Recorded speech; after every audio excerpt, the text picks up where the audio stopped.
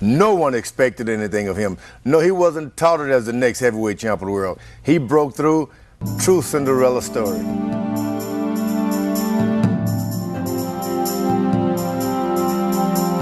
Jimmy Braddock was a major star, a hope, a star in the sky, a star in the headlines for the Depression era. The Depression-starved, literally, fan identified with him. He had been on welfare, he had made something of himself, come off welfare, and was a champion. He stood up to everyone. He lost one fight on a cut. And then when he was given the opportunity, even though he was on the downslide and past any peak he could have achieved as a fighter had he been handled properly, he still had enough in him to win the big fights. And this was why people identified with him. In a sense, he wasn't a breed apart the way that many heavyweight champions are, almost freaks of nature. Braddock was a very ordinary guy. He was the kind of guy people could relate to. He was a man off the streets. He was a man like them. He was a man who fought the Depression. He was a man who sort of climbed up by his own bootstraps. And therefore, the fight encapsulated everything that he was, and he went out a champion. Jimmy Braddock was the essence of the true-blooded American who had a lot of courage, who fought obstacles. Sometimes he lost, sometimes he won, but he never gave up. The Cinderella Man, James J. Braddock.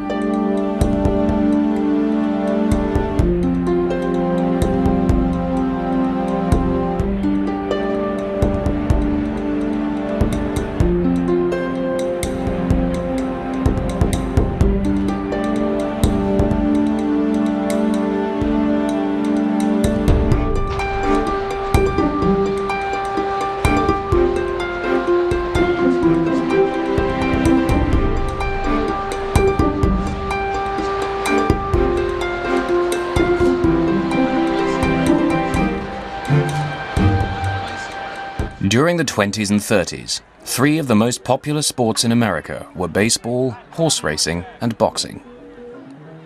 Millions of people listened to boxing on the radio every day. During the Depression, Americans needed heroes, and they found them in their World Series winners, champion racehorses, and boxing champions.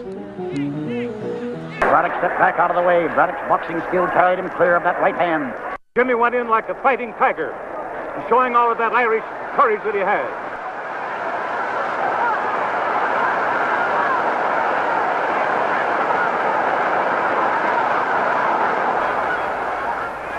The winner and new heavyweight champion. For as long as the history of boxing will be told, one man will be recognized as the Cinderella Man.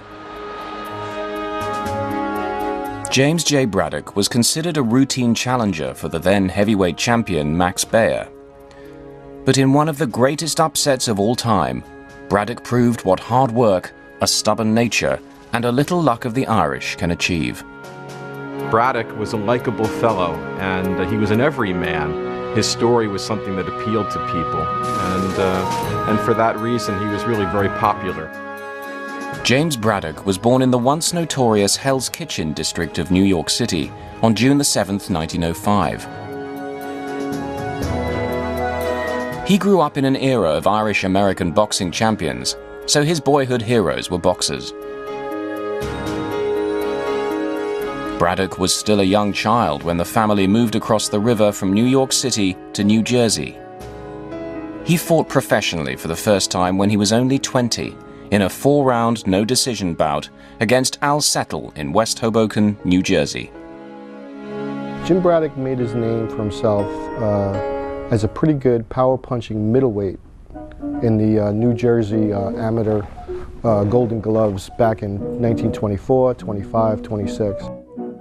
In 1926, Jim Braddock went unbeaten in the small halls of New Jersey and New York City and began to make a name for himself.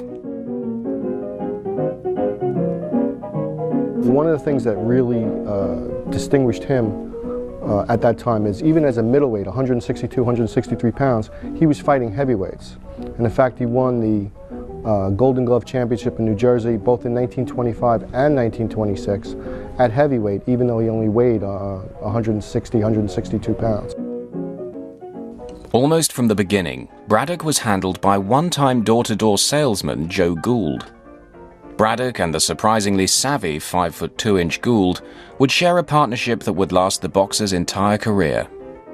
It was like a marriage at first sight. They hit it off well. Joe Gould, a little guy, 5'2", and there's Jimmy Braddock, 6'2", but lean at the time. And he took him under his wing, and they became close. And it was a meeting that was profitable down the road for both of them, for monies and his relationship between two people. Joe Gould was an interesting character. One of the things that really distinguished him from the run-of-the-mill fight manager was his loyalty. He and Braddock immediately developed an amazing friendship that lasted through the course of both their lives. Joe Gould was absolutely devoted to Jim Braddock and would haunt the offices of Madison Square Garden and any other promoter, touting Jim Braddock as the next coming champion. Even though Jim had only a few fights under his belt, Gould was absolutely out there speaking to anyone and everyone he could about him, and just simply singing his praises to everyone. By 1928, Jim Braddock firmly established himself as a world title contender. He's only 24 years old.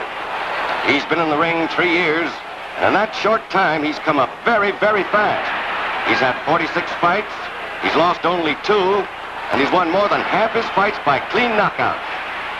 Within 3 years, he established himself as a top-rated contender with victories over Jimmy Slattery and Tuffy Griffiths, which put him in line for a shot against Tommy Loughran, the great light heavyweight champion. Tommy Loughran was known as one of the supreme ring artists of his generation. Jim knew he would be a difficult opponent. He would have to fight, not box him. The Tommy Loughran fight is the fight that really defines Jimmy Braddock early on. Jimmy Braddock's a tall guy, a big puncher with his right hand, and he's looking to knock everybody out. And he's had a lot of success so far. But now he gets in a ring with Tommy Loughran.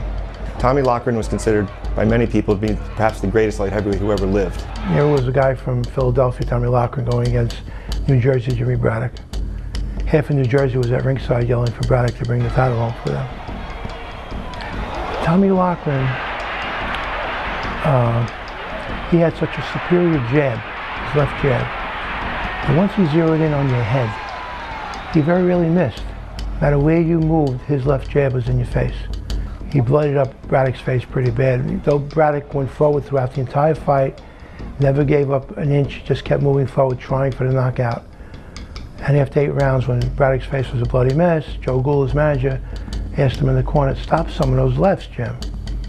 And his remark was, "I'm stopping every one of them, not going by me." At the end of those 15 rounds in Yankee Stadium, Jim Braddock didn't quite have what it took to become the victor. Loughran was awarded the decision. So here's the decision. Tommy Loughran gets the unanimous decision and retires as undefeated light heavyweight champion. In the dressing room after the Loughran fight, Tommy pointed to his left shoulder, which was completely bruised. And he said to the reporters, "You see this bruise here? That's from Braddock's left hand. They only threw it a few times during the fight. But if that kid ever learns how to jab, he's going to be champion." After that fight, it takes a lot of heart out of you when you're a pro for 3 years, have a good record, and you get your shot and you lose it. Here's a guy, young fighter, had fought for the light heavyweight championship of the world, and then slowly, for no real good reason, starts to lose a bout, break a hand, lose another bout, win a bout, break a hand again, break a collarbone. Things didn't seem to be going right for him. His hand badly broken from his last fight, Jim visited a doctor who told him that the hand would have to be rebroken before he could set it. Jim couldn't afford the cost of properly breaking his hand, so he broke it on purpose in his next fight and then went back to his doctor to have it set.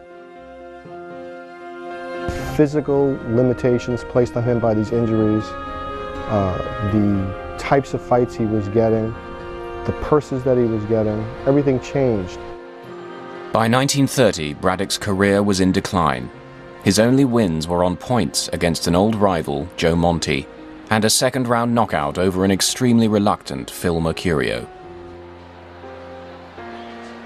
However, it was the defeats that mattered. It seemed Jim Braddock was out of the picture, and the only bright spot that year was his marriage to Miss May T. Fox. Even though Braddock had lost the Loughran fight, he still had a decent little nest egg. With that money, he got married in January 1930 to his childhood sweetheart, May. May and Jim tied the knot at St. Joseph of the Palisades Church in New Jersey. Their wedding was the beginning of a lifelong happy marriage, producing 3 offspring.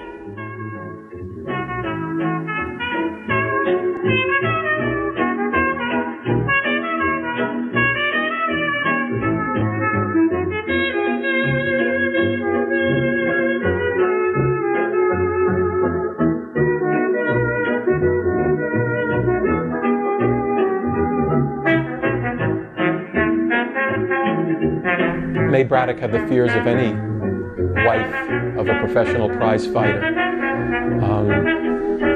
They always want them to quit. She knew that Jimmy was struggling and that there weren't many choices. His wife really never liked the idea that he was a fighter. Fighters got hurt, she had heard some of them die, like Frankie Campbell. Well, I saw him fight once.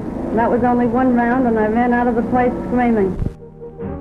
From 1930 to 1933, Jimmy Braddock lost more fights than he won. He was trying to change his style, but he still had a stubbornness about him. He was still a big right-hand puncher, but now he didn't really have a right hand. He broke it almost every time he'd hit someone hard. He invested heavily in a taxi cab company, and within 6 or 7 months, the taxi cab company failed, and he and his new bride were in dire straits. The economy seemed to be traveling down the same road as Braddock's career. The Depression had hit hard by 1932. Thousands of banks closed, unemployment was on the rise, and the average annual income dropped to a mere $1,400 a year. Boxing, like the nation, all nations in fact, was on bad times. Just as the Depression had wiped out many, many, many businesses, boxing, after Jack Dempsey and Gene Tunney had retired, really was a Depression area in and of itself. And by now, Braddock and his wife had 3 children.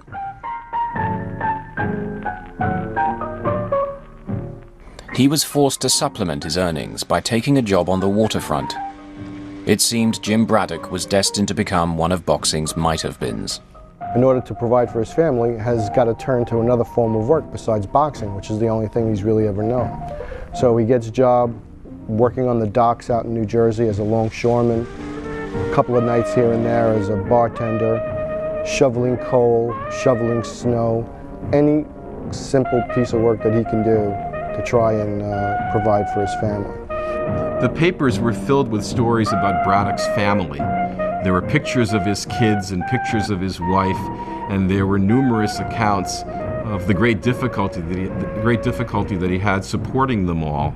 There's one wonderful story about how after one of his fights, when he finally had a few bucks in his pocket, he didn't even go home directly. He went directly to the grocery store, bought some food and milk for his kids, and went directly home and fed them.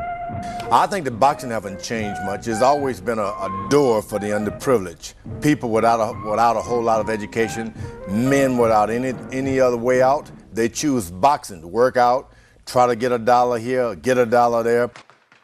After a no contest against Abe Feldman in September 1933 and several broken hands, Braddock essentially retired from boxing. Braddock fought Abe Feldman in Mount Vernon, New York. This was the low point of Braddock's career. He didn't have a left hand. Every time he threw his right hand, he'd break it. He fought a guy, an average fighter, in Abe Feldman, a guy he should easily handle. The fight was so bad, the referee actually stopped the fight and threw both fighters out of the ring. At this point, he really believes that he's retired. But there's one guy that's still pulling from, Joe Gould, who's still haunting the offices at Madison Square Garden. Can't you use Jim for one more fight? couldn't get a fight, couldn't get a job outside of a little bit of working on the docks, and didn't have anything to look forward to. Ironic consequences of Braddock having to go to the docks and work is that because his right hand was in such poor shape after this fight, broken several times, really unusable, he had to use his left hand almost exclusively to do such things as drive a tie hook into a railroad tie and drag that around. So by doing that, in his mind at least, and he felt that his left hand was being developed. And by 1934, he was in pretty good shape from working outside and working on the docks, and his left was as strong as his right. Then, in 1934, the Irishman's luck suddenly changed. Then brought him back into contention by putting him in a fight on the undercard of the Max Baer Primo Carnera fight against an up-and-coming KO artist named Corn Griffin. He agreed to come out for $250 to fight a young, upcoming fighter named Corn Griffin, who was a fighter on the rise, a young fighter, and they were looking for him to fight some named fighters. And Braddock, though he was sort of over the hill, he was a worthy opponent. People knew of him. He was a courageous fighter, fought for the light heavyweight championship. And they thought that would be a good for Corn Griffin. In many ways, the Corn Griffin fight was the toughest fight of Jimmy Braddock's comeback. You have to remember that Jimmy Braddock didn't train a day for that fight. He was offered the fight 2 days before, and he hadn't fought in a year. He took the fight on no notice, had no training, had no chance to even get ready. He just got into the ring and fought, mainly just to get the money that they had offered him to fight, because he desperately needed the money. This, to me, was the most amazing fight. Beating the other guys was, at least he had a chance to train and to get ready. This fight was just, they basically dragged him in off the street and put him in the ring to lose. Well, Braddock, who had seen the bottom, he'd seen tough times, being on relief, was really hungry for this fight. And though he wasn't to Braddock 4 or 5 years ago, he fought his heart out and shocked everyone by knocking Corn Griffin out in 3 rounds. And then he runs over to the ropes and he shouts to the reporters, "I did that on hash. Get me a couple of steaks and you'll really see what I can do." And yes, he knocked out Griffin in 3 rounds on the undercard of the Baer Carnera championship fight. All of a sudden, he was an item again. He was somebody. He was, in the words of a movie, a contender. Braddock and Gould both believed after the Corn Griffin fight that they would at least have a couple of decent paydays come their way. It wasn't really the case. The $150 or so that Braddock got for the Griffin fight was immediately spent paying bills for milk and electricity. And it came to the point where Braddock was again destitute, no fights on the horizon, and he signed up for public assistance or welfare. This was a major, major crisis turning point in this guy's life, because as a proud father and provider, to take from the government was not something that was normal. It was a new concept under the Roosevelt's New Deal for this sort of welfare to be given out. But Braddock did bite the bullet. He went down, he signed up, and he got the magnificent sum of $6.87 a week. As a result of the stunning knockout of Corn Griffin, Braddock got a chance to fight John Henry Lewis, the up-and-coming light heavyweight, who had beaten Braddock earlier in his career. In November 1934, Braddock finally gets another fight. And what does it happen to be? It happens to be against a guy who's a budding superstar, a guy that's already beaten him before, John Henry Lewis out of San Francisco, just one of the best, most feared fighters of the time. They throw Braddock in with him. This is supposed to be John Henry Lewis's coming out party for the New York crowd. And Braddock again pulls off the big upset, drops Lewis in the 5th round, wins the 10-round decision, and the $750 that goes with it. After a high-profile win over John Henry Lewis, Braddock was matched against Art Lasky, the apparent next in line to meet the heavyweight champion, and the Cinderella Man was born. People were surprised he beats John Henry Lewis. And a few months go by and they've got a young fighter named Art Lasky. And they're promoting him as the next upcoming champion. He had a good record, didn't beat too many great fighters, but he had some good fights. And he was a big favorite, I think 5-1 to beat Braddock. By the spring of 1934, Max Baer was the champion, and Madison Square Garden was casting around for who would be the big opponent for the summer fight against Baer. And Art Lasky was apparently the #1 contender. He had beaten a few different people and was the guy that they wanted to showcase, so they put him in with Jim Braddock as a showcase. Another big mistake, because Braddock went 15 rounds, probably fought the best fight of his career against Art Lasky. You know, if you had to really sum up Jimmy Braddock, I think Damon Runyon came up with the best way. That was the Cinderella Man. And what does that comprise? It comprises two parts. It comprises a fairy tale element, and then there's that story of somebody who can take the most adverse conditions and lift themselves out of it and succeed. Braddock was now remarkably the #1 contender for the world heavyweight title against champion Max Baer. Max Baer had been known as a tremendous, hellacious right-hand puncher, and he could be a dirty fighter. He threw a lot of backhands. He did a lot of rough tactics that he got away with because he was colorful. He was a big person at 6'3", 215 pounds. Tremendous puncher. The sad, tragic fact is he's responsible, through his awesome power, for the demise of two fighters that are attributed to that power. And one is Frankie Campbell, and then the death of Ernie Schaff. He hit so hard that in 1930, Max Baer, on the way up, fought a young fighter named Frankie Campbell, who, if anybody's a baseball fan, was actually the brother of Aldolph Camilli of the Brooklyn Dodger catcher. His real name was Campbell. And Baer beat him so mercifully, this guy died after the fight. 2 years later, in 1932, there was another upcoming young fighter, Ernie Schaff, who the match with Baer. And Baer gave him a terrific beating, knocked him out in 6 rounds. And Ernie Schaff was never the same. When you take someone like James Braddock and give him an opportunity at the brass ring, and in that lion's den is Max Baer, and he's the lion that you have to go in and take the meat out of his mouth, Jimmy Braddock was facing one formidable mountain. Max Baer was the most famous heavyweight, probably the most skillful heavyweight champion of all time. If you watch Muhammad Ali, some of his footwork, speed, this originated with Max Baer. As Braddock trained for the title bout, Baer spent his time partying and was known to have paid little attention to training. Max Baer's name appeared in the gossip columns just as much as it did on the sports pages.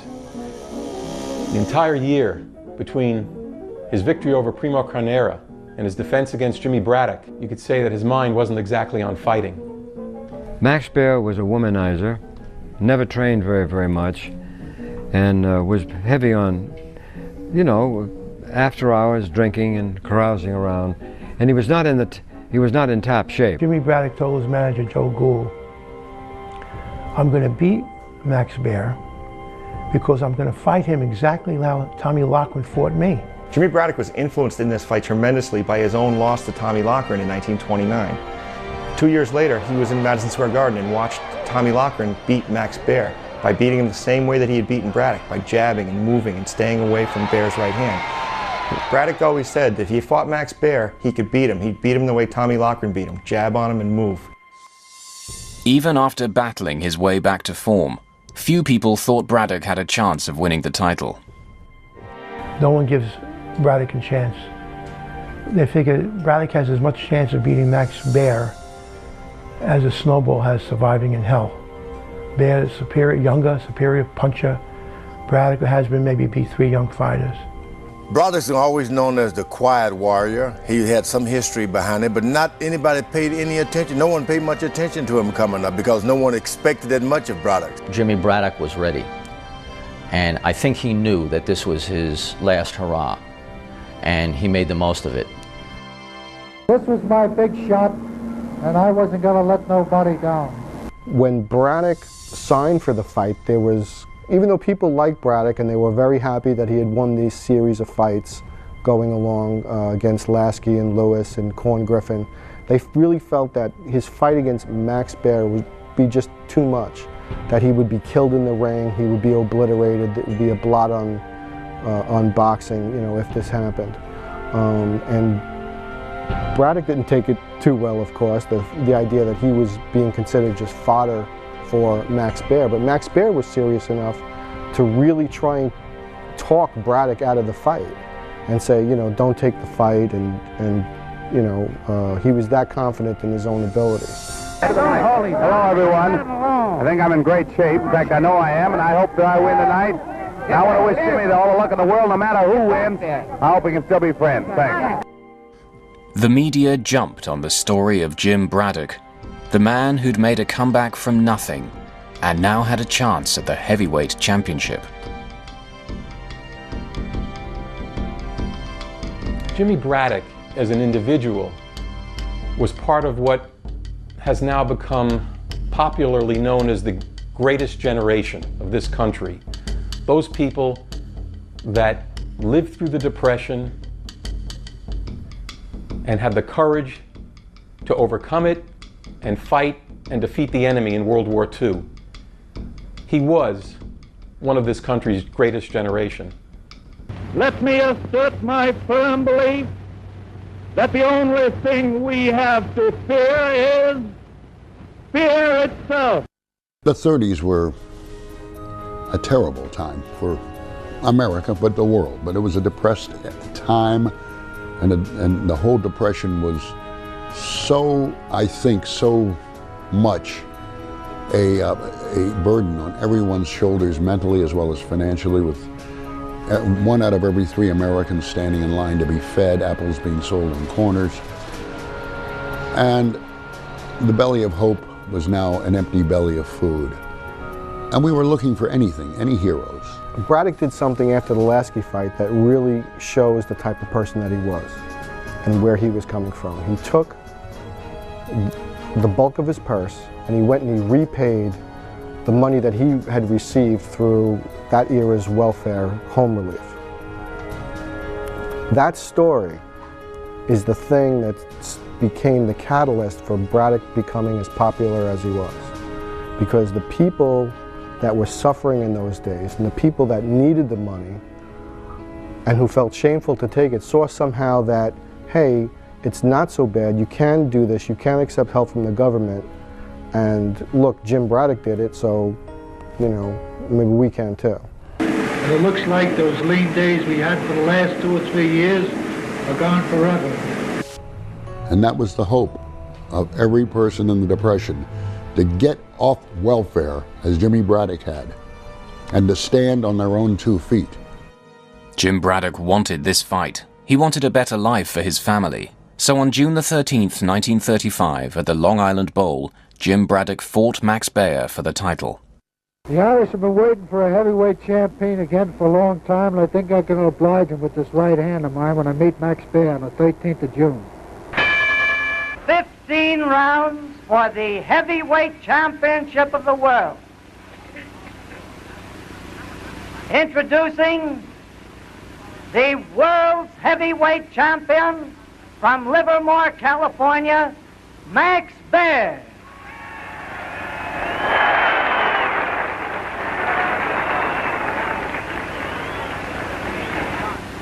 His opponent, the man who in the last year made the greatest comeback in ring history, James J. Braddock of Jersey City.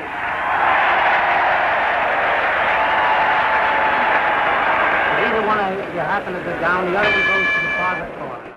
The bell rang. Braddock held his own and took many of the first 6 rounds. One of the more successful tactics Braddock utilized in the Max Baer fight was that instead of what we call stepping with the jab in a clockwise direction, he would move counterclockwise away from Baer's right hand. He would still get hit with it, but it negated the full power of that right hand that had knocked out Max Schmeling. Baer is playing with him, toying with him, trying to suck him into a punch. And Braddock is in there keeping his hands high, jabbing, stepping through. There are times when Bear is so frustrated against Jimmy Braddock that he fouls him, he hits him with a backhand, he hits him in the nuts, he just tries every little trick of the trade, you know, to throw Jimmy off his game. And there's one little sequence I remember in the fight where Bear smacks Braddock across the face with an illegal punch, and Jimmy, rather than turn to the referee or do anything too flashy, because Braddock wasn't a flashy guy, simply pulls Bear into a clinch and butts him right in the face.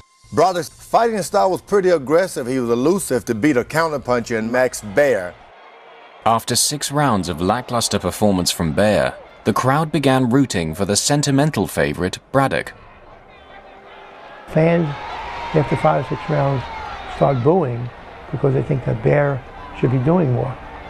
And Baer tried, but he wasn't able to land 2 clean punches on Braddock.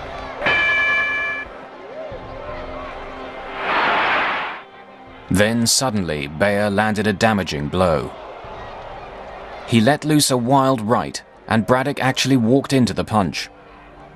Braddock's knees buckled. It was the one punch that came close to knocking him down. But no matter how hard he tried, Baer couldn't defeat the determined Braddock with body blows.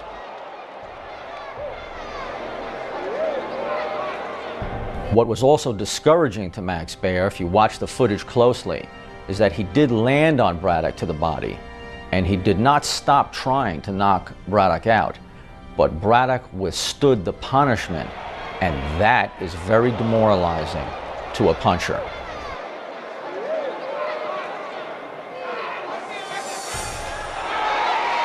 A great puncher usually has to set himself to get his best shot over.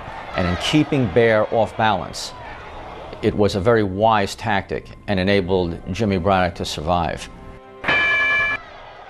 Baer pretended to be hurt when a wild right hand from Braddock knocked him off balance. But Baer wasn't that good an actor. Max Baer got the idea after about 5-6 rounds that Jimmy Braddock was going nowhere. Baer fought in outbursts, pounding Braddock's midsection. But Braddock held on. Determination and the thought of his family kept him on his feet. One of the things that develops in the Baer-Braddock fight that is really interesting is that Braddock dominated the fight with his left hand. Everybody expected him to try and use that big right hand that had won him all those knockouts in his early career. They didn't really realize that by now Braddock was a seasoned professional. He had over 80 professional fights to his credit. He knew how to use both hands, and he knew from watching Baer against Tommy Loughran that the way to beat Max Baer was to keep him at a distance, to outbox him, to frustrate him, and Braddock does all these things to perfection. Braddock withstood the pounding and managed to keep countering Baer's thundering body shots. The crowd was in a frenzy as the final round came to a close. Regardless of whether Braddock had won or lost, he'd won the hearts of all America. He had fought the good fight, and he had survived. Then the announcement came. The winner and new heavyweight champion! Braddock won. He took 9 of the 15 rounds to win in a unanimous decision.